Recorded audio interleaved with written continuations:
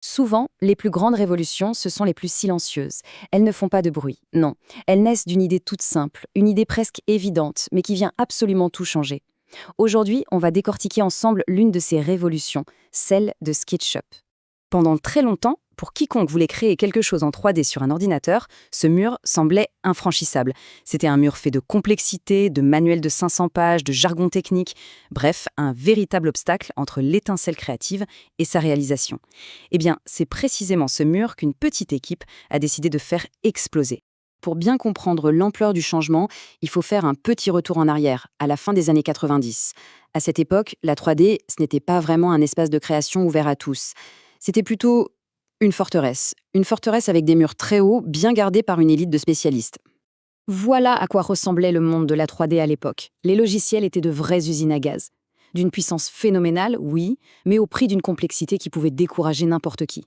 Ils étaient pensés par des ingénieurs pour des ingénieurs. Pour un architecte ou un designer, s'en servir, c'était un peu comme essayer de peindre un tableau avec le tableau de bord d'un sous-marin nucléaire. C'était tout sauf intuitif. Et c'est là, au milieu de tout ça, en l'an 2000, que tout bascule. Deux hommes, Brad Shell et Joe Esch, fondent une petite société, Atlas Software. Leur projet, ce n'est pas de construire une meilleure forteresse, non, c'est de la raser complètement. Leur mission était, pour l'époque, quasi révolutionnaire. Aujourd'hui, cette phrase peut paraître un peu banale, mais à l'époque, c'était un véritable pavé dans la mare. Accessible à tous, c'était presque une hérésie. L'idée même que la 3D puisse être simple, amusante, intuitive, ça allait à l'encontre de toute la logique de l'industrie. C'était une ambition radicale et beaucoup n'y croyaient pas. Et c'est là qu'on arrive au cœur du sujet. La révolution SketchUp, elle n'est pas d'abord technique, elle est philosophique. La question que ces créateurs se sont posée, ce n'était pas comment ajouter encore plus de puissance, mais plutôt comment on enlève tous les obstacles, comment on peut penser la modélisation d'une façon complètement différente. Ce qui est montré ici, c'est vraiment un changement de paradigme. On quitte un univers obsédé par la puissance brute, par les systèmes complexes, pour une approche centrée sur un seul et unique objectif, supprimer la friction. Le but n'est plus de maîtriser un outil, mais de laisser une idée s'exprimer le plus directement, le plus simplement possible. La perspective est totalement inversée. Et pour que cette philosophie devienne réalité, ils ont créé des outils d'une simplicité déconcertante. Fini les centaines de boutons, de menus à rallonge, l'interface est presque vide.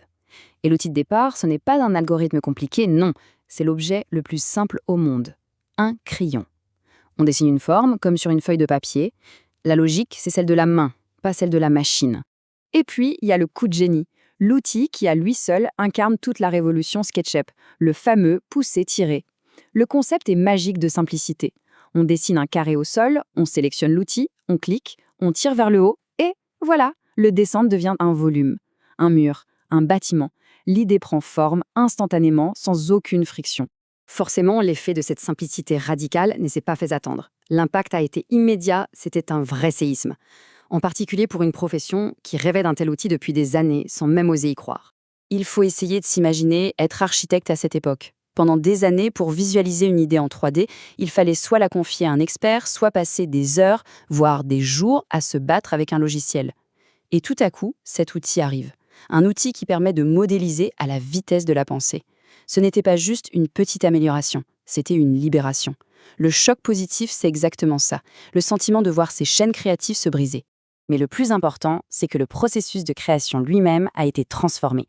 La modélisation n'était plus cette étape technique et fastidieuse à la fin du projet. Non, elle devenait une partie intégrante de la réflexion dès le début. Dessiner, pousser, tirer, effacer, recommencer, on pouvait explorer des dizaines d'idées en quelques minutes sans être freiné par la lourdeur du logiciel.